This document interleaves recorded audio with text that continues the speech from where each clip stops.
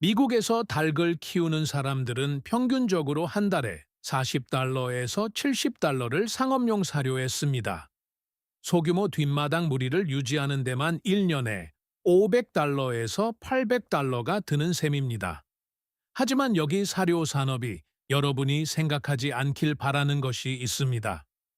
800년이 넘는 시간 동안 중세 수도원들은 사료에 단 한 푼의 돈도 쓰지 않고 100마리 이상의 닭 무리를 먹여 살렸습니다. 단 한 푼도요? 그들은 샤를만유 대제 스스로가 법으로 명시했을 만큼 효과적인 3단계 시스템 방식을 사용했습니다. 그리고 가장 충격적인 부분은 이 시스템이 더 이상 작동하지 않아서가 아니라 필요하지 않은 사람에게는 사료를 팔 수 없기 때문에 의도적으로 버려졌다는 점입니다. 서기 800년경 샤를만유 황제는 제국 전역의 모든 왕실 영지를 관리하기 위한 법령인 카피툴라레 데 빌리스 카피툴라레 데 빌리스를 공포했습니다. 70개 조항 속에 묻혀있던 것은 직접적인 명령이었습니다. 모든 대형 농장은 최소 100마리의 닭과 30마리의 거위를 유지해야 합니다. 소규모 농장은 최소 50마리의 닭과 12마리의 거위를 유지해야 합니다. 자, 여기에 결정적인 세부 사항이 있습니다. 이 법령은 어떤 작물을 재배할지, 어떤 나무를 심을지, 어떤 약초를 재배할지, 심지어 양봉관리법까지 아주 세심하게 설명하고 있습니다. 하지만 이 새들을 위해 사료를 구매한다는 개념은 존재하지 않았습니다. 이 가축 무리는 전적으로 영지에 이미 구축된 시스템을 통해 먹이를 공급받았습니다. 그리고 이것은 샤를만유에게만 해당되는 일이 아니었습니다. 중세 농민 기록에 대한 크리스토퍼 다이어의 분석에 따르면 전형적인 가구는 수탉 1마리와 암탉 5에서 7마리를 키웠습니다. 이들은 사회에서 가장 가난한 사람들에 속했습니다. 그들은 사료를 살 여유가 없었습니다. 그럼에도 불구하고 다이어의 표현을 빌리자면 가금류 소유는 거의 보편적이었습니다. 그렇다면 그들은 어떻게 했을까요? 그 답은 유럽 역사에서 가장 놀라운 문서 중 하나에서 볼 수 있습니다. 서기 820년경에 그려진 생갈 평면도 The Plan of Saint Gaul는 중세 초기 전체에서 유일하게 남아있는 건축 청사진입니다. 이것은 100명이 넘는 수도사, 100리포스명의 방문객, 150명의 일꾼이 자급자족할 수 있도록 설계된 베네딕트 수도원을 묘사하고 있습니다. 이 평면도에서 가금류 사육장의 배치는 모든 것을 드러냅니다. 닭과 거위는 채소밭 바로 옆에 위치합니다. 설계자들은 현대 농업이 잊어버린 무언가를 이해하고 있었습니다. 닭은 별도의 투입물이 필요한 별개의 시스템이 아닙니다. 닭은 정원 폐기물과 식량 공급 사이를 잇는 살아있는 다리입니다. 수도원의 가금류는 찌꺼기를 달걀, 고기, 그리고 정원으로 다시 돌아가는 비료로 바꾸었습니다. 이것은 우연이 아니었습니다. 이것은 설계된 것이며 3가지 상호 연결된 시스템으로 운영되었습니다. 하지만 생갈 평면도를 언급할 때 아무도 말하지 않는 것이 있습니다. 닭이 전부가 아니었다는 사실입니다. 닭은 서로를 먹여 살리는 동물 사슬의 한 고리에 불과했습니다. 가금류 구역뿐만 아니라 전체 청사진을 보면 가축에 대한 여러분의 생각을 영원히 바꿔놓을 무언가를 보게 될 것입니다. 과수원에서 시작해보죠. 생갈평면대는 14가지 종류의 과일 및 견과류 나무가 나열되어 있습니다. 사과, 배, 모과, 개암, 밤, 아몬드.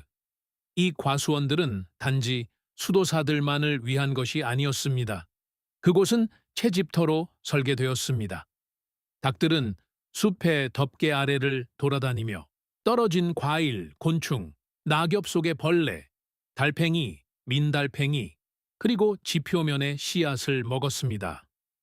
고고학 연구에 따르면 10세기 이전의 유럽 닭들은 여전히 야생 조상인 적색 야개와 가까웠습니다. 그들은 오늘날 우리가 아는 수동적인 실내 조류와는 달리 활동적이고 공격적인 채집가였습니다. 과수원은 사료 한 줌 사지 않고도 그들에게 완벽한 식단을 제공했습니다. 이제 사슬을 따라가 봅시다. 거위들은 연못에서 살았습니다. 샤를마뉴의 법은 구체적으로 모든 왕실 물레반가가 물가에 거위를 키우도록 요구했습니다. 거위들은 수생식물, 둑 주변의 풀, 그리고 수면의 곤충을 먹었습니다. 거위의 배설물은 물로 떨어져 비료가 되었습니다. 그 비옥해진 물은 조류와 수생식물을 키웠고, 이는 수도원이 반드시 비축해야 했던 물고기의 먹이가 되었습니다. 거위가 사는 바로 그 연못이 수도사의 식탁을 위한 인거, 간꼬치 고기, 송어를 생산했습니다. 하나의 수역, 두 가지 육류 공급원, 사료 비용 제로. 하지만 여기서 끝이 아닙니다. 돼지는 이 시스템이 거의 믿기지 않을 정도가 되는 지점입니다. 중세의 돼지는 현대의 품종과는 전혀 달랐습니다. 그들은 오늘날 농장에서 볼 수 있는 것보다 야생 멧돼지에 더 가까운 날렵하고 다리가 긴 반야생 동물이었습니다. 그리고 그들은 다른 동물들이 먹을 수 없는 모든 것을 먹었습니다.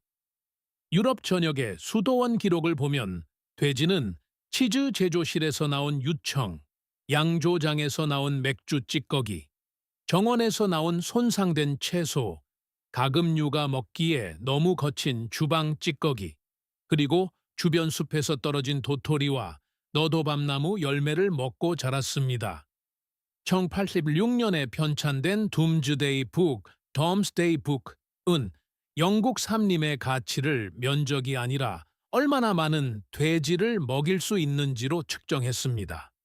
돼지 300마리 규모의 숲으로 묘사된 숲은 돼지 100마리 규모의 숲보다 더 가치 있게 여겨졌습니다. 숲의 전체 경제적 가치는 공짜로 돼지를 먹일 수 있는 능력에 따라 계산되었습니다. 이것이 중세 생활에서 이 시스템이 얼마나 핵심적이었는지를 보여줍니다. 그리고 여기 루프를 완성하는 부분이 있습니다. 이 동물들 모두가 분뇨를 생산했습니다. 닭 배설물은 질소, 인, 칼륨이 풍부하여 지구상에서 가장 영양가 높은 천연 비료 중 하나입니다. 돼지 분뇨는 양배추나 뿌리 채소처럼 영양분이 많이 필요한 작물에 탁월합니다. 거위 배설물은 연못 물을 비옥하게 했습니다. 물고기조차 기여했는데 수도사들이 잡은 물고기를 손질할 때 내장과 뼈가 비료로 정원밭에 바로 들어갔기 때문입니다. 생갈 수도원의 주방 정원은 약 10분의 1에이커였으며 각각 길이 20피트, 너비 5피트인 18개의 융기도엔 화단으로 구성되었습니다. 영지에 있는 모든 동물의 분뇨가 합쳐져 비옥해진 이 작은 땅에서 약 400명의 공동체 구성원들이 상당 부분의 채소를 공급받았습니다. 화학 비료를 사용하는 현대 정원사들도 같은 면적에서 그런 생산성을 내는 경우는 드뭅니다. 이것이 바로 살아있는 사슬의 모습입니다. 과수원이 닭을 먹입니다. 연못이 거위와 물고기를 먹입니다. 숲이 돼지를 먹입니다. 주방은 남은 음식으로 모든 동물을 먹입니다. 그리고 모든 동물은 분뇨로 정원을 먹입니다. 정원은 주방을 먹입니다. 그리고 순환이 다시 시작됩니다. 사료 가게도 공급망도 매달 청구되는 고지서도 없습니다. 그저 생물학이 수천 년 동안 해온 일을 하고 있을 뿐입니다. 이제 이 시스템에는 세 번째 층위가 있으며 이것은 현대의 지식에서 가장 완벽하게 지워진 부분입니다. 중세 수도사와 농부들은 단지 찌꺼기와 찻집에만 의존하지 않았습니다. 그들은 곡물이나 건초가 아니라 오직 가축을 먹이기 위한 목적으로 특정 식물들을 의도적으로 재배했습니다. 공격적으로 자라며 관리가 거의 필요 없고 오늘날 봉지에 든 사료 못지않은 영양을 제공하는 야생 및 반야생 식물들입니다. 컴프리 컴프레이트가 그 핵심이었습니다. 이 다년생 식물은 1년에 최대 8번까지 잘라낼 수 있는 거대한 잎을 생산합니다. 대부분의 상업용 배합 사료보다 단백질이 많고 칼슘, 칼륨, 인이 풍부합니다. 그늘에서 잘 자라고 척박한 토양에서도 번성하며 일단 한 번 심으면 다시 심지 않고도 수십 년 동안 사료를 생산합니다. 닭도 이 잎을 먹고 돼지도 먹습니다. 심지어 물고기 연못의 보조 사료로 던져줄 수도 있습니다. 중세 허브 정원에는 항상 컴프리가 포함되어 있었으며 가축 사료로서의 용도는 수세기에 걸친 유럽 농업 기록에 문서화되어 있습니다. 쇠기풀 에스팅잉 네틀은 겨울철 보험이었습니다. 철분, 비타민, 오메가3 지방산이 풍부한 쇠기풀은 여름에 수확하여 건초처럼 말린 뒤 아무것도 자라지 않는 추운 달 동안 가축 사료 위에 부수어 줄 수 있었습니다. 잘 관리된 쇠기풀 밭 하나면 작은 농장 전체의 겨울 사료 보충제를 공급할 수 있었습니다. 그리고 현대 정원사들이 매년 없애기 위해 수백만 달러를 쓰는 식물들이 있습니다. 깊은 뿌리가 하층토에서 칼슘과 미네랄을 끌어올려 잎에 농축시키는 민들레, 살찐 암탉, 이 파티헨이라는 옛 이름이 그 용도를 그대로 말해주는 흰 명아주, 닭들이 보이는 잎마다 다 먹어치운다고 해서 이름 붙여진 별꽃, 좌칙위드, 비타민 A와 철분이 가득한 소리쟁이, 이 모든 것들이 다년생이거나 번식력이 강한 자생 식물들입니다. 이들 중 어느 것도 비료나 관계시설, 어떤 상업적 투입물 없이도 자랍니다. 하나하나가 인간과 동물 모두를 위한 중세 식량 시스템에 인정받고 가치 있는 부분이었습니다. 그런데 이제 이 모든 것들은 잡초로 분류되어 바로 그 잡초를 죽여야만 자라는 작물로 만든 사료를 여러분에게 파는 동일한 산업에 의해 제초제 세례를 받고 있습니다. 잠시 생각해 보세요. 만약 여러분이 이 통합 시스템이 실제로 확장 가능한지 궁금하다면 역사가 이미 그 질문에 답했습니다. 10세기에 가금류와 달걀에 대한 수요는 단순히 증가한 것이 아니라 폭발적으로 늘어났고 자가 공급 시스템은 무너짐 없이 이를 감당해냈기 때문입니다. 10세기 중반 가톨릭 교회는 역사학자들이 베네딕트 개혁이라 부르는 것을 시행했습니다. 많은 변화 중에서도 이 개혁은 기독교 유럽 전역에 엄격한 금식 규정을 부과했습니다. 매년 약 130일 동안, 즉 달력의 3분의 1 이상 동안 4발 달린 동물의 고기, 섭취가 금지되었습니다. 소고기, 돼지고기, 양고기는 안 되었습니다. 하지만 닭은 다리가 2개였고 달걀은 고기로 분류되지 않았습니다. 하지만 우리 이야기에서 중요한 것은 이것입니다. 이 거대한 인구 급증은 전적으로 통합된 자가 공급 시스템 내에서 일어났습니다. 10세기에는 사료 가게도, 곡물 저장고도, 펠렛 사료도 없었습니다. 베네딕트 개혁 이후 유럽 농장을 가득 채운 수천만 마리의 추가 닭들은 모두 동일한 살아있는 사슬, 즉 과수원, 연못, 숲, 주방 찌꺼기, 사료 식물을 통해 먹이를 얻었습니다. 시스템은 이 급증을 견뎌냈을 뿐만 아니라 손쉽게 확장되었습니다. 사료 시스템이 구매한 투입물이 아닌 생태계에 기반할 때 동물을 더 추가하는 것은 비용 추가를 의미하는 것이 아니기 때문입니다. 그것은 사슬에 더 많은 고리를 추가하는 것을 의미합니다. 돼지는 여전히 숲의 도토리를 먹었습니다. 거위는 여전히 연못 기슭에 풀을 뜯었습니다. 물고기는 여전히 비옥해진 물에서 자란 것을 먹었습니다. 그리고 새로운 닭들은 그저 다른 모든 것들과 함께 과수원 순환, 주방 찌꺼기 주기, 컴프리 밭에 합류했을 뿐입니다. 더 많은 분뇨는 더 생산적인 정원을 의미했고, 이는 더 많은 주방 찌꺼기로 이어져 더 많은 동물을 지원했습니다. 이것이 바로 살아있는 시스템과 산업 시스템의 근본적인 차이입니다. 중세 수도사들이 사용했던 모든 것은 오늘날에도 여전히 이용 가능합니다. 모든 식물, 모든 동물, 모든 원칙이 그대로입니다. 살아있는 사슬은 파괴된 것이 아닙니다. 비즈니스 모델 아래 묻혀 있었을 뿐입니다. 그리고 여러분은 이번 주부터 바로 그것을 파헤칠 수 있습니다. 닭을 키우신다면 과일 나무 아래에서 먹이를 찾게 하세요. 사과나무 두세 그루만 있어도 떨어진 과일, 곤충, 지표면 덮개가 첫 달 안에 사료비를 눈에 띄게 줄여줄 것입니다. 아직 나무가 없다면 심으세요. 중세 수도사들은 사과, 배, 체리, 자두, 개암, 밤나무를 선택했습니다. 그 모든 종은 여전히 존재하며 여전히 그 아래에서 가축의 채집을 지원합니다.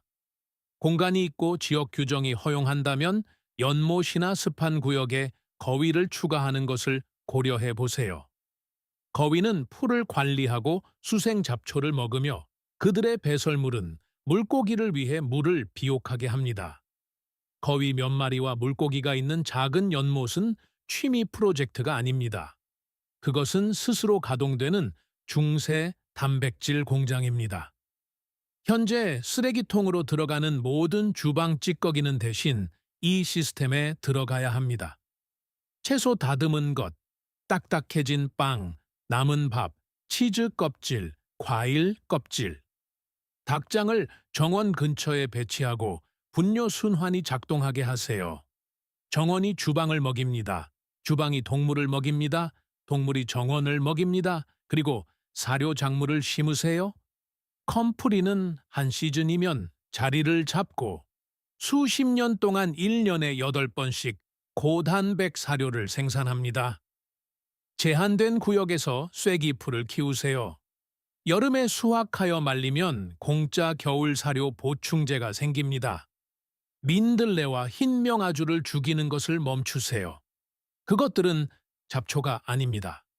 그것들은 800년 동안 유럽 농업을 지탱해온 바로 그 공짜 사료 시스템입니다. 생갈의 수도사들은 서기 820년에 농장에 어떤 동물도 고립된 비용이 되어서는 안 된다는 것을 이해했습니다. 모든 생명체는 폐기물이 음식이 되고 음식이 분뇨가 되며 분뇨가 다시 음식이 되는 사슬의 고리입니다.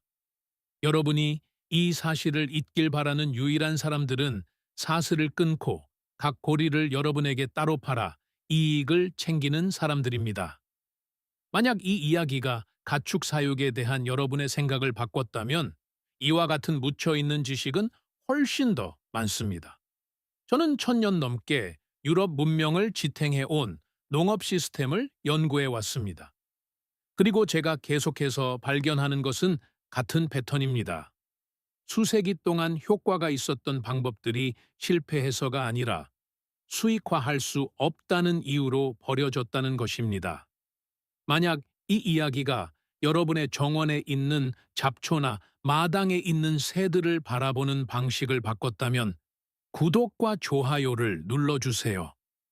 우리는 그들이 묻으려 했던 역사를 발굴하고 있습니다. 미래의 씨앗을 함께 심어봅시다. 고대 지식의 다음 보물도 곧 공개될 예정입니다.